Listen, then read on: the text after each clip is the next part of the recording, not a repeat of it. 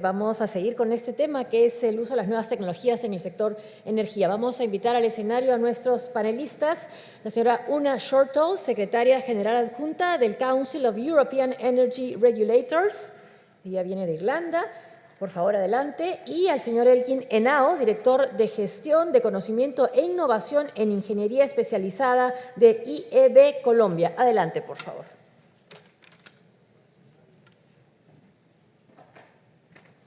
Señor Shortall, le escuchamos.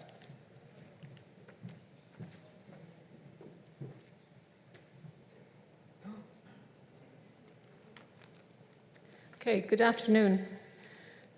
Thank you first of all to Daniel for bringing us around the world on this global forum. We've been hopping around the world from South America to Europe.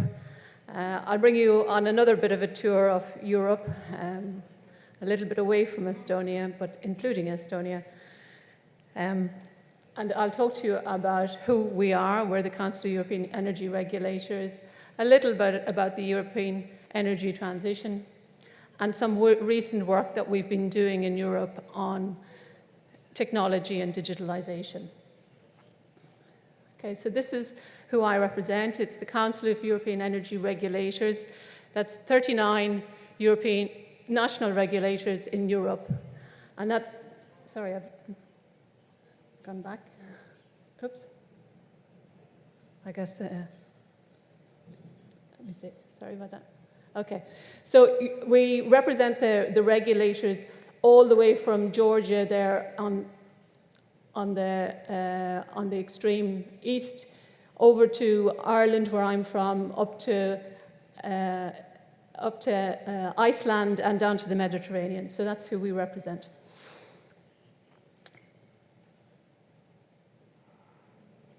Okay, so this is the big picture of the energy transition in Europe.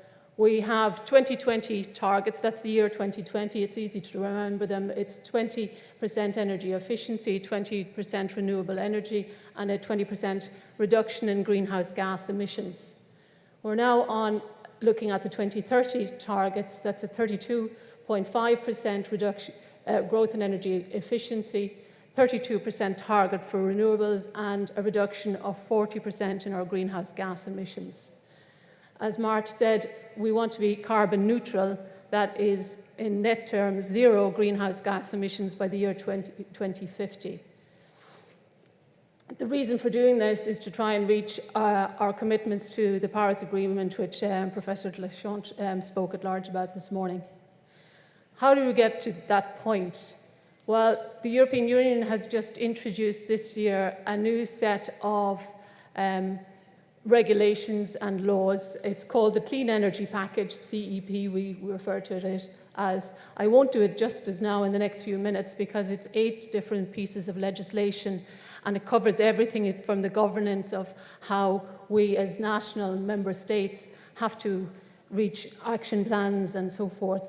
But the ones that are of particular interest to this topic of technology is the revised electricity directive, and it encourages technology use in a number of different ways. So, for example, it encourages the rollout of smart meters, dynamic price contracts.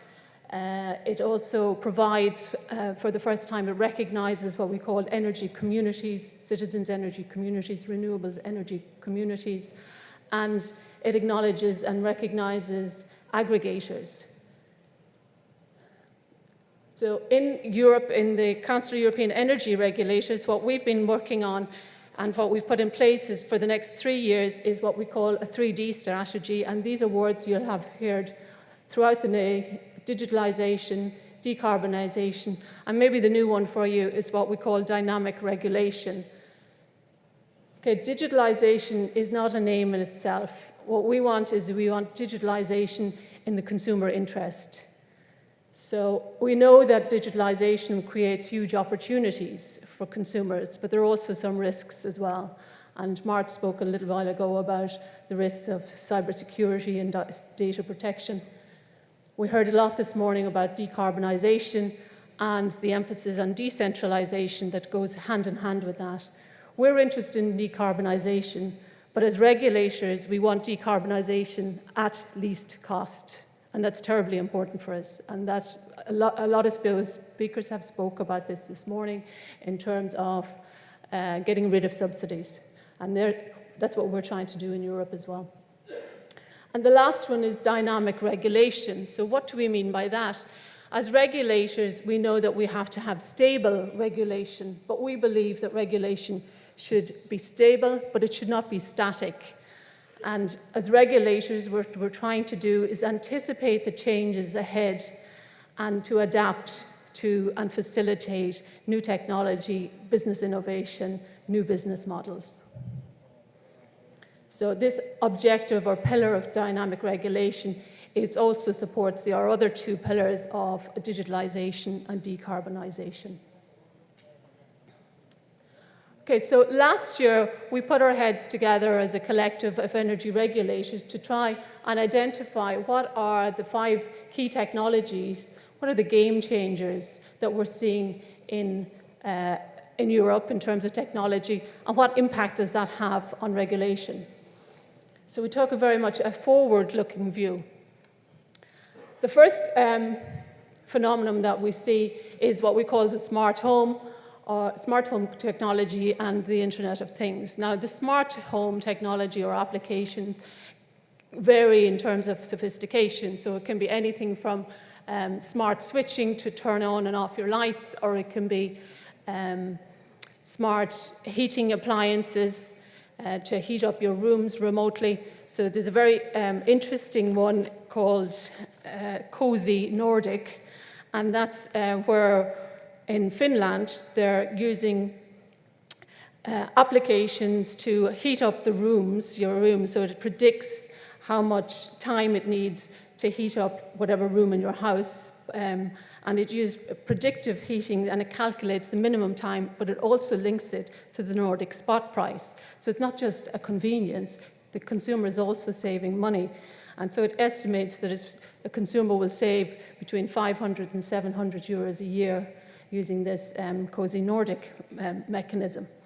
So it's not just smart home technology. We also heard about Internet of Things this morning, and with cheap Internet of Things sensors, we have many more connected devices. And Jean-Michel said this morning about, this Internet of Things, it's really coming. It's really here. In Europe, the European Commission has estimated the value of the Internet of Things by 2020, that's next year in a few months, is 1 trillion euros. That's the value of it. So we're very much in the present. Another key technology or game changer for us is the electricity self-generation. Sometimes we call this self-consumption. It's really what we're talking about here is with the renewables and with the connectivity, the consumers are no longer consumers, they're also prosumers. We see that in a number of different ways. We see electricity energy storage is making its mark. Storage can take different forms, of course. You can have things like electric night storage heaters, but you can also have, of course, things like electric vehicles and the charging that goes with those. And the last big change that we're seeing is blockchain, and some of the speakers already talked about blockchain. Blockchain allows for very timely and secure transactions, and by reducing transaction time and costs in a trustworthy way, blockchain has a huge potential. It really can be a game changer. It can improve the processes, it can promote renewables, it can empower consumers, and it can really enable peer-to-peer energy trading. So what are the regulatory implications of that? Well, there are a number of factors now that we're dealing with that we didn't deal with in the past. Smart meters, dynamic prices, data management, cybersecurity, and so forth. There's a number of different reports there. I'll skip through this due to time. Blockchain is just an example of one of the blockchain initiatives in Europe at the moment. Who are the EV leaders? We know that Norway is actually the leader in terms of sales of new EV sales. California is up there in terms of number of vehicles and charging points. But China's there in terms of public charging points. This is a real issue we're battling with in Europe. Should it be public or private, and it differs from one country to another. In France, there's very much an emphasis on private charging. EV demand can also be two-directional. Sometimes we think of it only in terms of one-directional. But what are the main drivers for this? Well, one of them, first of all, has to be that the EV battery can provide in the opposite direction as well, and that's not always the case. Another one is there a value proposition if you want to charge and decharge and send electricity back to the grid? Well, then there has to be a value to you for doing that. Okay, batteries are really becoming, this is a graph from the International Energy Agency, and we see that batteries in terms of storage deployment has doubled, more than doubled from 2017 to 2018, and most of that is from behind the meter. Okay, this past year we looked at what are the implications of the technology-related aspects of the clean energy package. And we looked at things like on-demand smart meter rollout. This report looks at two different case studies, one in Ireland, one in Norway, and it shows that the collective benefits can't be achieved with a demand-led rollout, which is what our legislation in Europe is now saying. A consumer can request a smart meter if they don't have it. I know that exists in some countries, including Australia, but now in Europe we have to do that within 4 months. Dynamic pricing contracts, it exists in several countries. I have some examples there, but we don't have time to go through it. That's one from Spain, which you can see that we have dynamic prices. About 11 million people in Spain are already availing of dynamic prices. That material obviously is available in Spanish. Okay, one of the things, the big initiatives we undertook this year was to write a paper on the dynamic regulation to enable digitalization of the energy system. And really in that, we were looking to see what digitalization means for consumers. What's the role of the regulator in that? I'll skip through this very quickly, but what we were saying is it's not an objective in itself. It has to be there to deliver benefits for the consumer. So what are there are three key energy changes to the energy system. The first one is improved productivity of the current system. The second one is that there's changes in demand, and several speakers have talked about that, and then there's new platforms. But where's the value really to the consumer? We've identified 5 value propositions for the consumer. They are cost savings, and that's the number one. Digitalization must result in a financial incentive to the consumer. It also has to be convenient, offer more choice, consumer participation, and quality supply issues. So in terms of our digitalization pathway, we have identified various steps that we need to do. And if you look at this diagram, you read it actually from the bottom up, and we're saying what we need modern smart meters, because we need to collect data. And I should say that there is some resilience still in some countries in Europe to having smart meters. So it's not always obvious.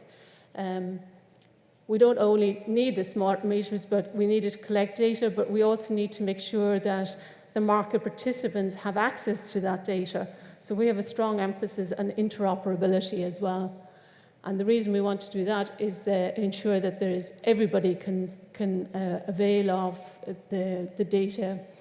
And then the next layer up, really, we're talking about ensuring that as regulators, using everything in our regulatory toolbox to make sure that there is right price signals for consumers to engage in the market. And the result of that, hopefully, will be happy, healthy consumers who are benefiting from the market. These are some of our recent publications.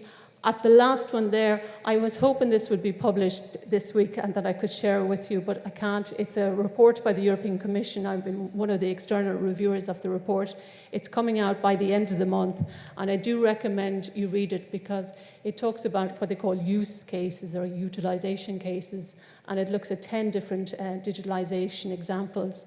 It looks at it across 9 different countries in Europe, and it looks at not just the regulatory gaps and barriers, but also what we need to do in terms of filling those gaps, what actions need to be taken, and specifies the timeframes as well by 2020, by 2025, by 2030 for each of these initiatives. So it's just something to keep an eye out. I'm sorry, I'm out of time, so that's it.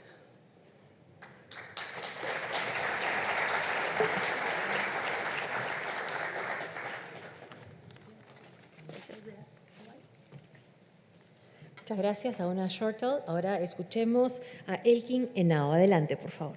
Sí. Gracias a Osinergmin por la invitación. Gracias por este magno evento. Quisiéramos contarles un poco desde Colombia qué viene sucediendo, más allá de la perspectiva que contó mi colega esta mañana, otro punto de vista, y tiene que ver con un proyecto y con una idea mejor que explicaba el señor Paredes esta mañana. El señor Paredes del BID decía: atención a las contingencias, atención a los atrasos en los proyectos. Esto puede completamente cambiar el panorama que se tiene en cuanto a la matriz energética y en cuanto al precio que podamos tener. En Colombia teníamos proyectado un proyecto de 2 gigavatios, 2,4 gigavatios, el proyecto Hidroituango, que seguramente muchos de ustedes han escuchado y qué ha sucedido con el proyecto. El proyecto se venía atrasando y en aras de acelerar la entrega del proyecto, se construyó una galería de una forma muy rápida, un poco improvisada. Esa galería, ese túnel, colapsó y definitivamente puso en riesgo todo el proyecto de 2,4 gigavatios.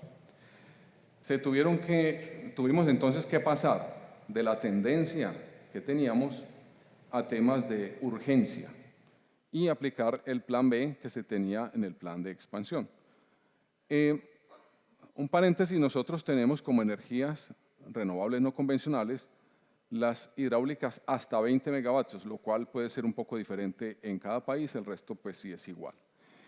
Y en el 2017, con esta composición que ya mencionamos, somos un país con un ADN esencialmente hidráulico, en donde 1,4 gigavatios corresponden a pequeñas centrales hidroeléctricas, lo cual es pues un valor importante. Sin embargo, en solares y en eólicas prácticamente no hemos nacido, estamos en proceso. Observen la composición que tenemos, ya la vimos. Pero además de la contingencia de Hidroituango, sucedió algo y es que se incrementó la demanda de potencia, más allá de energía, más allá de lo esperado. Si comparamos septiembre del 2018 al 2019, en este momento tenemos una demanda en gigavatios de 71,3 teravatios hora al año, mientras que el año pasado había crecido 3,17. Muchos queremos creer que se debe al crecimiento del país, claro, influenciado también por periodos secos que demandan más aires acondicionados. Incluso superamos las proyecciones que el BID tenía para Colombia. Aquí hay una comparación entre los crecimientos de demanda de los diferentes países. Inmediatamente el organismo de planeación hizo sus correcciones, corrigió desde febrero de este año a julio de este año y gracias en perjuicio de este proyecto que no entró, se puede observar cómo se pone en riesgo la atención a la demanda del 2022. Además, estos dos factores, Hidroituango no entra, el incremento en la demanda y los compromisos del COP21, que básicamente son llegar a un 10% de la matriz en fuentes renovables no convencionales en el 2030, y además que por necesidades ambientales, Colombia y específicamente ciertas ciudades viene incrementando, incluso hasta liderando, la compra de vehículos eléctricos. En Colombia tenemos en el 2018 663 vehículos privados, contra México, que tiene 1.785, es entendible por población, pero increíblemente superamos a Brasil y Chile en compra de vehículos porque tenemos pico y placa, igual que en Perú, y que empezó desde hace casi 10 años, tenemos el pico y placa, y empezó a activarse un pico y placa ambiental incluso en los sábados. O sea, muy probablemente una trayectoria que muchos otros países van a seguir. Eso motivó a que la gente empiece a pensar en cambiar sus vehículos por vehículos que estén libres de pico y placa, de restricción. En resumen, contingencia, incremento de la demanda, compromiso del COP21, demanda de movilidad eléctrica y con una amenaza siempre que tenemos los países que dependemos de una matriz, de un componente hidráulico, de un niño que pueda aparecer, en nuestro caso, un niño que nos va a causar sequía. Se realizó entonces este año a principios una subasta de cargo por confiabilidad, la que usualmente se hace en muchas partes, y se asignaron unas obligaciones que van a entrar a operar para justamente atender esta demanda 2022-2023 con esta composición, uno con 24 gigavatios térmicos, uno con 37 gigavatios hidráulicos, que vuelve Ituango y vuelve a entrar, a pesar de que esté atrasado, entonces se aspira que vuelve y entre en funcionamiento. Y tenemos uno con 16 gigavatios eólicos y esa es la gran novedad.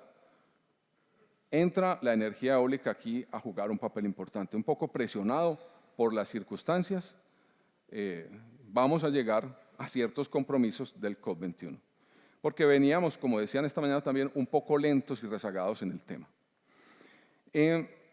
Tenemos entonces una composición que va a quedar así en los próximos años.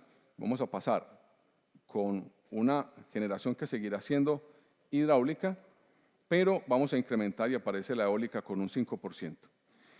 Sin embargo, este tema, con preocupación vemos que la entrega de proyectos efectivamente nos puede impactar, nos puede encarecer, nos puede alterar. ¿Cómo hacer para que estos proyectos se entreguen más rápido, cumplan? Y existen varias tecnologías y eso es el punto, digamos, novedoso que quiero abrir en esta serie de charlas para no repetir un poco más en lo que ya hemos venido hablando. Una de las tecnologías que tal vez no hemos mencionado acá es la tecnología del BIM, del Building Information Modeling. Esa tecnología esperamos que nos ayude a entregar los proyectos a tiempo. Tal vez vieron en la imagen del BIT que los proyectos de transmisión se atrasan poco, son proyectos muy supervisados y claro, la complejidad es un poco menor, pero ha habido proyectos de generación que no han podido entrar justamente por el tema de transmisión. Y ahí es donde nos apoyamos, en la gestión de activos con el BIM, nos estamos apoyando en confiabilidad para el Big Data y, como han mencionado hasta ahora, en blockchain, en intercambios comerciales, con unas aplicaciones un poco temerosas todavía en el tema de blockchain. Miremos rápidamente, ya saben en qué consiste el blockchain, intercambios peer-to-peer, y estas dos aplicaciones están en el mercado colombiano haciendo todavía en el modo de pruebas, en el modo de experimentación, una de Soft Energy y otra de ERCO, que es filial de PM, todavía muy a nivel de pruebas, comparado pues con lo que mostraban ahora incluso de las aplicaciones europeas y con el crecimiento europeo. Si miramos en inteligencia artificial, sabemos que la inteligencia artificial no es un tema nuevo, viene desde 1950 y hemos venido trabajando en la operación, también a nivel experimental, de los sistemas, con vectores autorregresivos y con algoritmos de genética en el despacho económico. O sea, dos problemas tradicionales de la operación del sistema. Estamos ensayando de la mano del operador cómo buscar mejorar y predecir con energías que tienen alta variabilidad aplicar este tipo de algoritmos. Y en el tema del BIM que les mencionaba, estamos aprovechando las 7 dimensiones del BIM en temas como la ampliación de las subestaciones de energía, los proyectos de transmisión 230 y 500 kilovoltios, escaneando con equipos como este, no con drones como estaban mostrando allí, porque el dron no permite conocer detalles internos de las subestaciones y de las instalaciones, sino con equipos de escáner que permiten lanzar rayos láser y hacer un escaneo más detallado, lo cual permite la integración de la ampliación futura de una manera más eficiente, entregando los planos con una única fuente de información y entregando, permitiendo que quienes revisan simultáneamente lo hagan desde plataformas integradas, reduciendo tiempo, reduciendo riesgos, sobre todo en el tema de riesgo de entrega. Aquí, por ejemplo, tenemos la elevación de una encapsulada que está justamente en construcción, que está, en diseño en este momento a través del Building Information Modeling, que para muchos incluso pues será muy familiar. ¿Cuál es la ventaja de la plataforma integrada, de usar este tipo de tecnologías? Es que permite integrar los cálculos con el modelo de 3 dimensiones, permite incluso calcular, por ejemplo, los campos electromagnéticos y mirar si cumplen o no, y la interacción con otros grupos de trabajo y disciplinas para ver si hay colisiones y si se puede avanzar hacia la obra. El control de obra se hace muy rápido y veamos un ejemplo, Miguel Ángel, de lo que estamos hablando.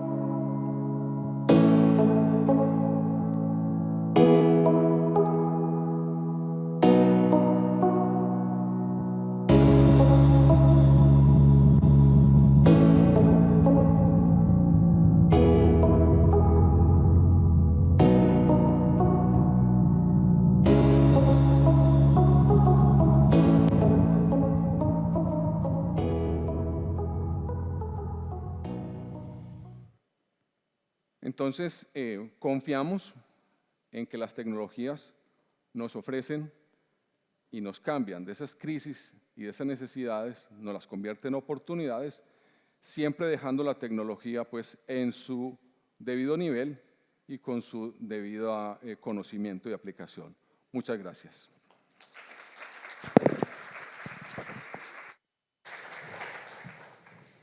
It's not my style.